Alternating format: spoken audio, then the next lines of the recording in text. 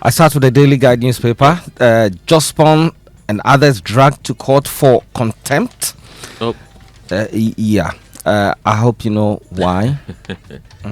So the Chief Executive Officer of Jospon Group of Companies, Joseph Seo Japong, popularly known as Jospon, and 3 others have been dragged to court for flouting the orders of a high court in Accra by entering a land that they have been restrained from entering. So land issues here and there. Yeah, here and there in Ghana. Yeah. Court order sparks clash over Kpandai seat. So it was hot in Parliament yesterday. Afenyo Makin, he was battling the majority, especially Roxy Nelson Dafiamepo, who has previously said that if a court has ruled or has annulled your election result, it means you don't have to be in the house. Yeah. No, he had previously said that you can be in the house and perform your duties.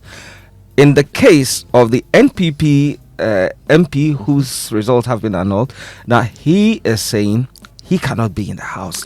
I tell you, but for the intervention, Winston, of the second deputy speaker, it would have been a brawl on the floor of Parliament. But we're saved by the second deputy speaker, who saw the heat and says, "Look, let's wait for the man at the top, the Ask Bagbin himself, to come and rule on this matter." But of course, it's just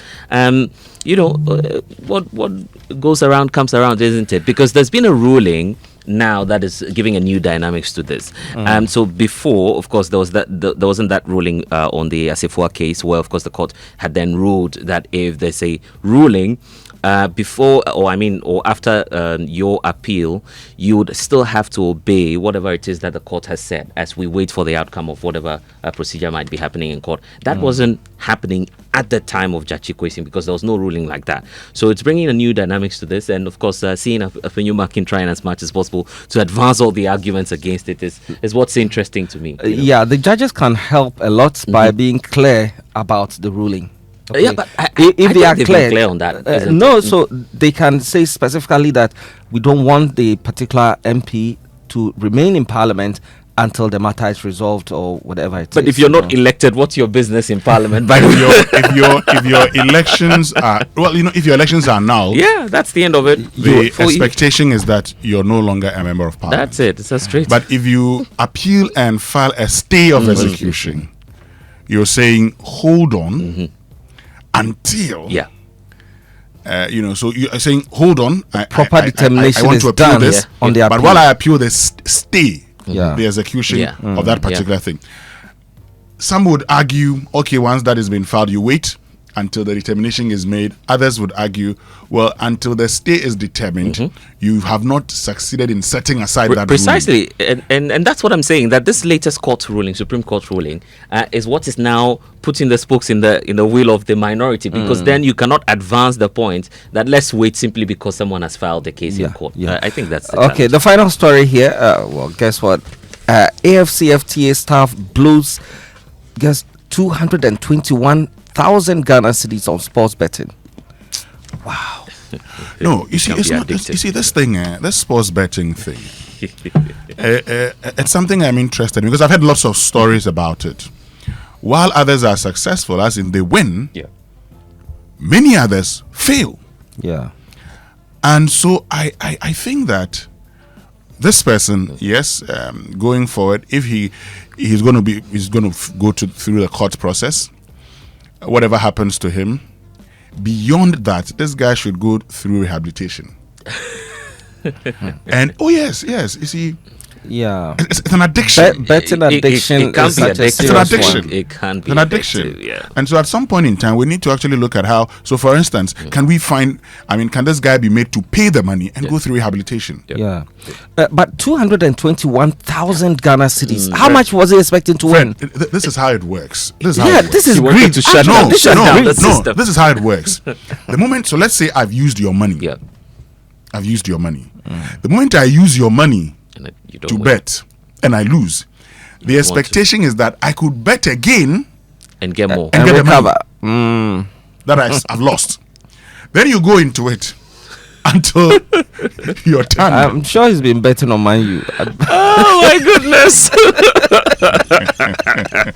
No, but it's something that we need to have a conversation on.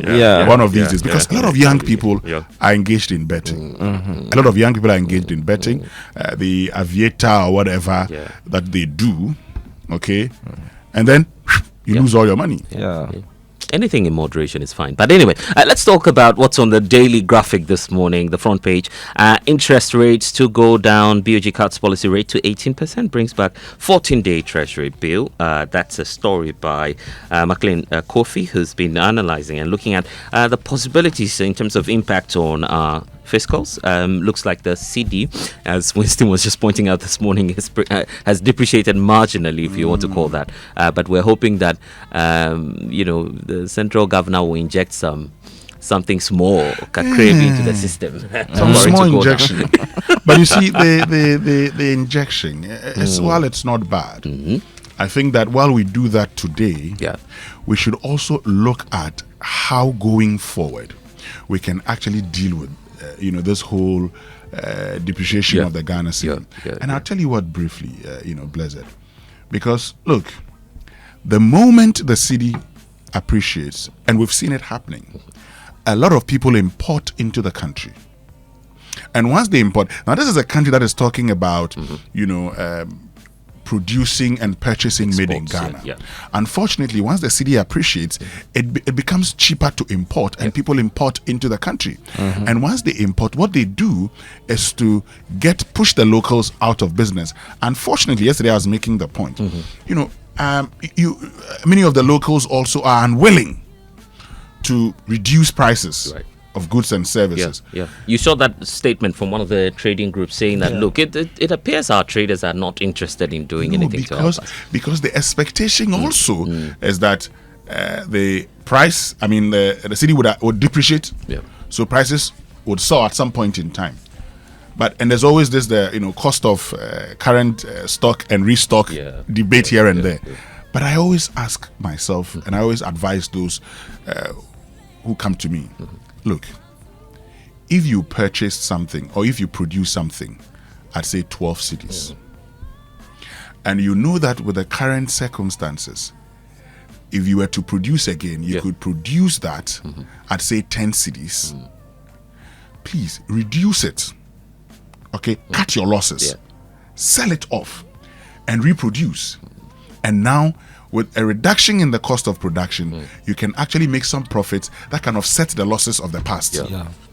Don't always think that you're keeping prices, hoping that something will change, because sometimes it may not change. And it's the reason I do not understand why people would say we have produced X and they are not buying. Reduce it. Just reduce it. Anyway, one thing that's going away for sure is the COVID-19 recovery levy, because Parliament has now officially repealed it. And I was reading the report of the Finance the committee, and some great reasoning into that. Because look, this thing, it's been 5 years. It's been a battle. It's been a battle, actually. 5 years. In fact, Fred was one of the people who would always say in the newsroom, why is this thing not going away? I mean, COVID is far behind us now. Anyway. And let me get to the Business and Financial Times. BOG overhauls liquidity tools, cuts policy rate to 18%, brings back 14-day bill, retires 56 and 273 instruments after draining over 300 billion. Virtual InfoSec Africa and Exabeam launch AI-driven monthly subscription cybersecurity solution for businesses. Cashew farmers push for fixed producer price, and Busunti Rural Bank records remarkable growth in all indicators. Well, the National Enquirer, it says government to set up permanent military bases along rivers and forests against galamsey. Yes, if we do this, it will be great. We'll be helping the fight against illegal mining. DRC petroleum officials storm Ghana to understand NPA. Good. GRA to reward whistleblowers, and that's actually a good thing, Winston. The reward is actually by law. There's a law covering that. The Whistleblowers Act. It says that you are entitled to 10% of whatever is recovered if you blow the whistle on anybody siphoning state funds or embezzling if you work in an organization, you know someone, or you even far away, you're a journalist, and you blow the whistle, you are entitled to that. So they should do it. Oh, yeah. Now, the Chronicle for this morning and starts with Deuteronomy chapter 20, verse 4. For the Lord your God is the one who goes with you to fight for you against your enemies to give you victory. We say amen to that. Amen. Big one, Educhum will increase Ashanti votes. Where's Alan, by the way? No, but Alan is a Alan PDP is minding his own business. Okay. with the United Party. Yeah, butterflies in my stomach right now. Baumia sweeps votes in Brian's backyard is on the front page, and Shalima Abuisi has no criminal record in Ghana. That's according to the CID. Is she coming back? I don't know. It means we can go online now. Let's go online. I see Dr. Kasilato Forsen smiling on myjoyonline.com this morning. He's been hailing the policy rate cut to 18%, lowest since March 2022. You can find details on myjoyonline.com. Then Ghana is blasting Guinea-Bissau, the co-leaders demanding immediate return to constitutional rule. I've been speaking to the British High Commissioner, who says, look, democracy is under threat in this country, in the SAP region, but says that our constitutional review ought to happen, because that's one of the ways by which you can collectively reflect the aspirations of our people now. So let's see, because this thing is just getting out of hand. West Africa now having the highest number of coup d'etats in the SAP region. Why do you have, but also, beyond that, I think one of the conversations we normally do not have. When Ibrahim Traore was in Ghana and went to President Mahama, you heard the cheers, the applause. Because one of the things he's also done very well is to work on his global image and his PR. Right. And so all of a sudden, a lot of young people love that. I engage a lot of young people, and I hear them all the time make the, I think that Ghana should, go to, we need a benevolent dictator, and we need someone to. Fred is older than I am, and lived better in the era of, the military regime. The military regime. Yeah. I experienced it too. And I tell these young ones, do you know what you're talking about? Do you know what you're asking for? Why do people do these things? They will do these things when they have the belief that the current system has failed them. But why do they think the current system has failed them? They think the current system has failed them because they hear of the misappropriation of their funds, and they hear of what others are doing, particularly when it comes to the military, and they hear about how consistently even things that would benefit this country, we are fighting it. No accountability. So you see, part of our problem is that, and I hear these things in Parliament. I look forward to the day in Parliament where, when something is going to benefit the country, we look at it and say, no problem. Let's go ahead and do this. Okay? Every day, back and forth. This, every day, the chaos and all of that in Parliament only sends a certain picture that this is a country that is not ready for democracy. We must stop these things. And in some of the countries where we've had coup d'etats recently, we see the people, the masses who are supposed to be against that, the coup, now supporting it. That's the they strange go, thing they happening. pour onto the streets and now give their support to it. Why? A lot of dissatisfaction in them, and so they are always looking for the Messiah. Okay, someone who come and save them. Yeah, that's it's wrong to come in this way, but the people have lost hope. What do they do? What's surprising to me is that in this Guinea-Bissau case, you recall, Fred, we were doing the story about the, observers being expelled at some point by the same president. He wouldn't even allow observers to be a part of the process. Now, of course, you go ahead. You saw the signs on the wall, and now you're paying a price for it. But it's no justification, because in principle, we all believe that democracy should be the way to go. But if we're to have democracy, our leaders must be accountable. Accountability is the way to go. Anyway, let's talk about some more stories here on myjoyonline.com. There's the talk about constitutional rights taking precedence over school choice, says Kofi Asare. Then, apparent confrontation with the religious leaders over this Wesley Girls story. Majority moves to remove Nyindam from Parliament after Kpandai election announcement. There's a story here. There's also the police they've arrested three for looting sardines after a truck overturned on the Accra Kumasi highway. You recall that there was a fire outbreak somewhere, I think last week. The police was trying to fight and people wanted to loot, and a fire officer was actually stabbed eventually. Can you imagine? So I think that's very looting dangerous, is yeah. a crime. If there's an accident, people may have money on them, they have some property with them. If you take them mobile phones and the rest, it's a crime. The police will arrest you. And people do prosecute that, you. especially when you have the haulage tracks moving drinks. Yeah. You find people going there. Yeah, just we like to take advantage of it's too people's bad. problems. Too You know, bad. Too when bad. people are in trouble, Yeah. then we go make it worse for Not a them. good thing for us. City Newsroom, before we go for the BBC News, Ghana condemns the military takeover in Guinea-Bissau. We've spoken about that. And NHIA, a 120% tariff increase awaiting approval. That's according to the CEO. And there's the talk about mission schools may allow worship, but students must follow the dress codes. Peace Council. You know that everyone has been trying to play safe on this one. I was having a conversation with Fifi Folsom, whose daughter is at Wesley Girls. Yeah. So he was telling me that he actually went for a PTA meeting. And in the PTA meeting, during the PTA meeting, the school, the headmistress actually makes the point that they don't have a problem if you want to pray. You know, you go to your room, you can pray. Yeah. Make a space. Privately. Pray. The challenge they've had with the fasting is that some students have collapsed in the past.